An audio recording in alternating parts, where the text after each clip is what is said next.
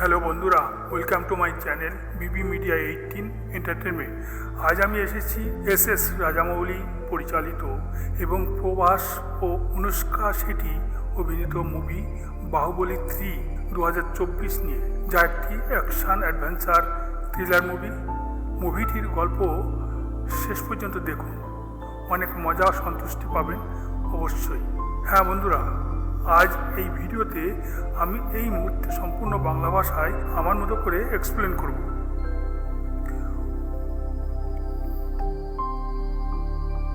এই মুভিটির পরিচালক এস রাজামৌলি, প্রধান অভিনেতা প্রভাস মহেন্দ্র বাহুবলী, অনুষ্কা শেঠি, দেবসেনা, রামকৃষ্ণা, শিবগামী দেবী, সত্যরাজ কাটাপ্পা এবং রানা দাগুবাতি ভাল্লাল দেবের প্রভাব। প্রযোজক শুভু ইয়ার্লাগাড্ডা এবং প্রসাদ দেবিনেনি। সিনেমাটোগ্রাফার কে সেন্থিল কুমার। তামিল, তেলুগু এবং হিন্দিতে ডাবিং হয়েছে। যদিও জানা যাচ্ছে বাহুবলী 3 2024 প্রভাস অভিনীত মুভির সম্ভাব্য কাহিনীটা আপনাদের একটা সংক্ষিপ্ত আকারে একেবারে বাংলা ভাষাতে এর ভিডিওর মাধ্যমে জানাচ্ছি। আপনারা দেখুন, উপভোগ করুন এবং এনজয় করুন। কথা না বাড়িয়ে শুরু করা যাক। মহিষ্মতি সাম্রাজ্য এক অনন্য শক্তি, গৌরব ও ঐতিহ্যের প্রতীক। রাজা অমরেন্দ্র বাহুবলীর ন্যায়পরায়ণ শাসনের পরে তার পুত্র মহেন্দ্র বাহুবলী সিংহাসনে বসে এবং সাম্রাজ্যের শাসনভার গ্রহণ করেন। বহু বছর শান্তি বজায় থাকার পরেও মহিষ্মতির আকাশে আবার কালো মেঘ জমতে শুরু করে। সাম্রাজ্যের সীমান্তবর্তী অঞ্চলগুলোতে শত্রুদের ছোটোখাটো হামলা ও অজানা শক্তির উত্থান রাজ্যের আতঙ্কের সঞ্চার করে। মহেন্দ্র বাহুবলীর শাসনের প্রথম দশকে সাম্রাজ্য অভূতপূর্ব সমৃদ্ধি অর্জন করে। কৃষি, বাণিজ্য এবং সামরিক শক্তি উন্নতির শিখরে পৌঁছায়।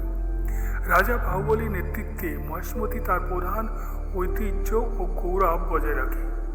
দেবসেনা তার মা ও রাজ্যের রক্ষক হিসেবে মহিষ্মতির জনগণের আস্থার কেন্দ্রে রয়েছে। তবে এই শাসনের পিছনে এক অজানা ষড়যন্ত্র ক্রমশ ঘনীভূত হয়। একটি প্রত্যন্ত গ্রামে এক রহস্যময় দানব আকৃতির লোকের হামলার খবর আসে। এই লোকটির অদ্ভুত শক্তি এবং ভয়ঙ্কর ক্ষমতা মহিষ্মতির সাধারণ সৈন্যদের পরাজিত করতে শুরু করে। রাজসভায় আতঙ্ক ছড়িয়ে পড়ে। রাজপরিষদ মহেন্দ্র বাহুবলীকে রাজ্যের সীমান্তে নতুন এক শত্রু উত্থানের কথা জানায়। বাহুবলীর শাসক হিসাবে তার সাহসিকতা প্রমাণ করতে একটি ছোট্ট সেনাদল নিয়ে নিজেই সীমান্তে রওনা হন। সেখানে তার প্রথম মুখোমুখি হয় অজানা শত্রুদের সাথে। এই শত্রু কেবল শারীরিক শক্তিতেই নয়, বরং তাদের কৌশলগত বুদ্ধিমত্তাই অসাধারণ। গল্পে প্রথম বড় মোড় আসে যখন বাহুবলী জানতে পারে এই শত্রু উত্থানের পিছনে রয়েছে এক প্রাচীন অভিশাপ, যা তার পূর্বপুরুষদের ভুলের ফল। অজানা শক্তির উত্থানের সূত্র খুঁজতে বাহুবলীকে তার অতীতের ইতিহাসের দিকে তাকাতে হয়। এক বিশাল যুদ্ধক্ষেত্রের দৃশ্য দিয়ে গল্পের সূচনা হয়। অজানা শত্রুরা সীমান্তের গ্রামে হানা দেয়। চারিদিকে আগুনের লেলিহান শিখা, আতঙ্কিত মানুষের আত্মহত্যা এবং তার সৈন্যদের প্রতি ভালোবাসার প্রতিচ্ছবি। এরপর একটি গভীর রাতে রাজসভায় জরুরি সভার আয়োজন করা হয়। মহিষ্মতির সবচেয়ে অভিজ্ঞ মন্ত্রী ও সেনাপতিরা নিজেদের মতামত প্রদান করে। বাহুবলীর কণ্ঠে দৃঢ় সংকল্প শোনা যায়, আমি আমার রাজ্যের প্রতিটি প্রাণ রক্ষা করব। এই সাম্রাজ্যের ইতিহাসে কখনো পরাজয় ছিল না, আর হবেও না। দৃশ্যের সমাপ্তি হয় এক পবিত্র প্রার্থনার মাধ্যমে, যেখানে দেবসেনা বাহুবলীর পাশে দাঁড়িয়ে তার প্রতি নিজের বিশ্বাস পুনরায় প্রকাশ করেন। এই অংশটি বাহুবলীর সাহসিকতা এবং রাজ্যের প্রতি তার অটুট দায়িত্ববোধ প্রারম্ভিক প্রতিচ্ছবি। শত্রুর আগমন কেবল সাম্রাজ্যের জন্য নয়, বাহুবলীর ব্যক্তিগত জীবনেও এক বড় চ্যালেঞ্জ তৈরি করে। এই পর্বের দর্শকরা দেখতে পায় রাজা হিসেবে বাহুবলীর প্রথম বড় সিদ্ধান্ত এবং সাম্রাজ্যের ইতিহাসে এক নতুন অধ্যায়ের সূচনা। এই অংশটি গল্পটিকে একটি উত্তেজনাপূর্ণ ও দৃঢ় ভিত্তি প্রদান করে, যা দর্শকদের পুরো সিনেমার প্রতি আগ্রহ করে তুলবে। মহিষ্মতি সাম্রাজ্যে শান্তির আবহাওয়া শেষ হয়ে যাওয়ার সময় এসেছে। এক গভীর রাত্রে রাজ্যের উত্তর সীমান্তে অজানা 100 হামলা চালায়। প্রথমে এটিকে একটি সাধারণ ডাকাত দল বলে মনে করলেও পরবর্তী ঘটনাগুলোতে বোঝা যায় এটি কোনো সাধারণ বিদ্রোহ নয়, বরং এটি এক সুসংগঠিত এবং অত্যন্ত বিপজ্জনক এক শত্রুর উত্থান। রাজ্যের সীমান্তবর্তী একটি গ্রাম রাতের অন্ধকারে ডুবে আছে। হঠাৎ দূর থেকে শোনা যায় ঘোড়ার পায়ের শব্দ এবং ধ্বংসের আওয়াজ। একদল মুখোশধারী যোদ্ধা গ্রামে প্রবেশ করে, প্রতিটি ঘর পুড়িয়ে ছাই করে দেয়। তাদের নেতা, একটি বিশাল আকৃতি এবং রহস্যময় ব্যক্তি, দৃশ্যপটে প্রবেশ করেন। তিনি এক দৃষ্টিতে ধ্বংস দেখতে থাকেন। তার হাতে একটি পবিত্র দণ্ড, যা শত্রুদের অসাধারণ শক্তির প্রতীক। দৃশ্যটি দারুণ ভয়াবহ। গ্রামের মানুষদের চোখে আতঙ্ক এবং এই নতুন শত্রুর নিষ্ঠুরতায় এক স্পষ্ট প্রতিছবি তৈরি হয়।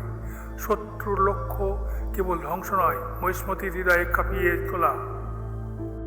এই শত্রুর নেতা হলেন এক প্রাচীন শত্রু সাম্রাজ্য কালাপুরের সেনাপতি রুদ্র। কালাপুর বহু শতাব্দী আগে মহিষ্মতির সঙ্গে যুদ্ধ করে পরাজিত হয়েছিল। তাদের রাজ্য ধ্বংস হয়ে গেলেও রুদ্র এবং তার বংশধরেরা প্রতিশোধের আগুনে পুড়ছিল। রুদ্রের শক্তি শুধু তার যুদ্ধ কৌশলই নয়, বরং তার হাতে থাকা একটি প্রাচীন পবিত্র অস্ত্রও লুকিয়ে। এই অস্ত্রটি এক প্রাচীন দেবতার আশীর্বাদ প্রাপ্ত, যা তাকে অতি মানবীয় ক্ষমতা, স্মৃতির সীমান্ত দখল এবং বাহুবলী সেনাদের পরাজিত করা।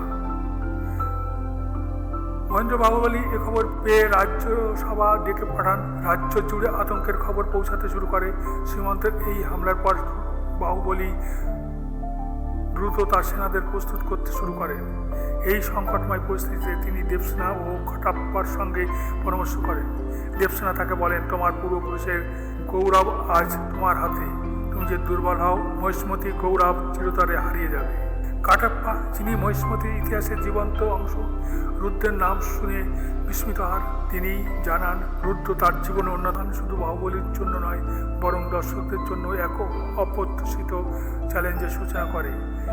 শত্রুর নিষ্ঠুরতা এবং তার পিছনের গল্প সিনেমার উত্তেজনা বাড়ায়। এই নূতন শত্রুর আগমন শুধুমাত্র বাহুবলীর জন্যই নয়, বরং মহিষ্মতি সাম্রাজ্যের গৌরবের জন্যও এক কঠিন পরীক্ষা হয়ে দাঁড়ায়। এটি দর্শকদের গল্পের গভীরে প্রবেশ করিয়ে তাদের উত্তেজনা বাড়ায় এবং সিনেমার পরবর্তী অংশের জন্য প্রস্তুত করে। মহিষ্মতি সাম্রাজ্যের রাজপুত্র মহেন্দ্র বাহুবলীর জীবন যুদ্ধের মাঝেও প্রেমের এক অতুলনীয় অধ্যায় ফুটে ওঠে। দেবসেনার সঙ্গে তার গভীর প্রেম এবং তার প্রিয়জনের জন্য আত্মত্যাগ সিনেমার হৃদয়স্পর্শী অংশগুলির মধ্যে অন্যতম। মহেন্দ্র বাহুবলী এবং রাজকুমারীর মেঘ আক্রমণ করলে বাহুবলী নিজের জীবনে ঝুঁকি নিয়ে তাকে রক্ষা করেন। প্রথম দেখাতেই তাদের মধ্যে তৈরি হয় এক গভীর টান। মেঘনার চোখে বাহুবলীর সাহস এবং মহত্ব, আর বাহুবলীর মনে মেঘনার পবিত্রতা এবং সরলতার প্রতি আকর্ষণ। মহিষ্মতি মনোরম পরিবেশে বাহুবলী এবং মেঘনার প্রেমের অধ্যায়টি সিনেমার সবচেয়ে হৃদয়গ্রাহী এবং রোমান্টিক অংশ। পরিচালক এই অংশে প্রকৃতি, আবেগ এবং রসায়নের এক অপূর্ব সংমিশ্রণ ঘটিয়েছেন, যা দর্শকদের অসম্ভবভাবে ফুটিয়ে তুলেছেন। একটি সন্ধ্যার দৃশ্যে তার যখন ঝর্ণার পাশে অস্ত সূর্য যাচ্ছে, বাহুবলী এবং মেঘনার হাত ধরে হঠাৎ কেটে যায়। তাদের কথোপকথনের প্রতিটি শব্দে ধরা পড়ে প্রেমের কোমলতা ও ভবিষ্যতের স্বপ্ন। একদিন মেঘনা হঠাৎই রাজ্যের শিশুদের নিয়ে বাহুবলী তার পাশে বসে বলেন, তুমি শুধু একজন রাজকুমারী নও, তুমি এমন এক নারী যে স্বপ্ন দেখে। সব পাশে থেকে আমি প্রতিটি স্বপ্ন পূরণ করতে চাই। এই অংশে ব্যবহার করা হয়েছে একটি বিশেষ প্রেমের গান, যা তাদের দর্শকদের হৃদয়ে অমর হয়ে থাকে। তাদের ভালোবাসা সহজ পথে এগোয় না। মেঘনার হারিয়ে যাওয়া রাজ্যের দায়িত্ব এবং রুদ্রের প্রতিশোধ পরায়ণ পরিকল্পনা তাদের প্রেমের পথে বড় বাধা হয়ে দাঁড়ায়। রাজসভায় ছিল তাকে বিশ্বাসঘাতক হিসাবে দেখতে শুরু করে, কিন্তু বাহুবলী তার ভালোবাসার প্রতি অবিচল থেকে মেঘনার প্রতি রাজ্যের মানুষের আস্থা ফিরিয়ে আনার প্রতিজ্ঞা করে।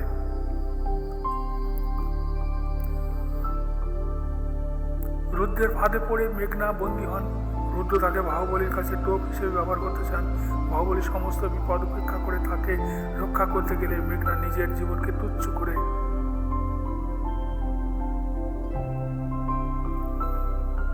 বাহুবলী এবং রাজ্যের ভবিষ্যৎ রক্ষার জন্য আত্মত্যাগ করেন। একটি নাটকীয় মুহূর্তে মেঘনা তার প্রিয় বাহুবলীকে বলেন, আমার জীবনের চেয়ে তোমার কর্তব্য অনেক বড়। মেঘনার আত্মত্যাগ বাহুবলীকে গভীরভাবে প্রভাবিত করে। এই ঘটনা বাহুবলীর ব্যক্তিত্বে একটি নতুন মাত্রা যোগ করে, যা তাকে তার বদ্ধ করে তোলে। মেঘনার ভালোবাসা এবং ত্যাগ তাকে যুদ্ধ জয়ের অনুপ্রাণিত করে। এই পর্বটি শুধু বাহুবলীর ব্যক্তিগত জীবনের গভীরতা দেখা যায় না, বরং এটি সিনেমার আক্রমণ এই মিশনকে আরো কঠিন করে তোলে। এক বিশেষ দৃশ্যে বাহুবলীর দলকে ঘিরে ধরে একদল দস্যু। তাদের নেতা দাবি করে, তোমরা এখানে এসেছো কেন? এখান থেকে কেউ জীবিত ফিরে যায় না। বাহুবলী নিজের তলোয়ার দিয়ে তাদের নেতাকে মোকাবেলা করে এবং তাদের বিশ্বাস অর্জন করে। এই দৃশ্যে বাহুবলীর সাহস ও কৌশলে বাহুবলীর প্রতি তাদের পূর্ণ আস্থা প্রকাশ করে। তারা বাহুবলীর নেতৃত্বে শত্রুর বিরুদ্ধে লড়াই করার প্রতিজ্ঞা করে। গল্পের এই অংশটি একটি দারুণ উত্তেজনা ও আবেগময়তার মিশ্রণে পূর্ণ। এটি শুধু বাহুবলীর নেতৃত্ব নয়, বরং মহিষ্মতির সাধারণ মানুষের সাহসিকতা ও ঐক্যের প্রতীক হয়ে ওঠে। এই গল্পের চূড়ান্ত অধ্যায় একটি অতুলনীয় মহাকাব্যিক যুদ্ধে মোড় নেয়। মহিষ্মতির অস্তিত্ব এবং সম্মান রক্ষার জন্য বাহুবলীর দল এবং কালনাগিনীর সেনাবাহিনীর মধ্যে এই যুদ্ধ এক ধ্বংসাত্মক সংঘাতে রূপ নেয়। যুদ্ধের আগে মহিষ্মতি রাজ্যের প্রতিটি কোণে প্রস্তুত চলছিল। সেরা অস্ত্র তৈরি করা হয় এবং সেনাবাহিনীকে বিশেষ প্রশিক্ষণ দেওয়া হয়। একমাত্র ত্রাতা এবং নেতা হিসেবে সম্মান জানায়। বাহুবলী তাদের পাশে দাঁড়িয়ে রাজ্য পুনর্নির্মাণের কাজে নেতৃত্ব দেন। শিবগামী দেবী, যিনি যুদ্ধের সময় দৃঢ়তা এবং প্রজ্ঞার প্রতীক ছিলেন, যুদ্ধ শেষে বাহুবলীর সঙ্গে রাজ্যে যখন তিনি নিজের জীবনকে ঝুঁকির মুখে ফেলেন, তখন দর্শকদের মনে গভীর এক মানবিক আবেগের সৃষ্টি হয়। সিনেমাটি শেখায় যে নেতৃত্ব মানে কেবল হেরে যায়। দর্শকরা সিনেমা হলের থেকে অনুপ্রেরণা এবং তৃপ্তি নিয়ে ফিরবেন আশা করি। আর এখানেই মুভির বাংলা এক্সপ্লেনিং শেষ হয়। তা কেমন লাগলো আজকের মুভির ভিডিওটি? যদি ভালো লাগে তাহলে অবশ্যই লাইক, কমেন্টস এবং শেয়ার করুন প্লিজ। আর এরকম ভিডিও আরও পেতে চ্যানেলটি অবশ্যই সাবস্ক্রাইব করে যাবেন প্লিজ। খুব তাড়াতাড়ি দেখা হচ্ছে পরের মুভির ভিডিওতে। এতক্ষণ পর্যন্ত সাথে থাকার জন্য অনেক অনেক ধন্যবাদ আপনাদের।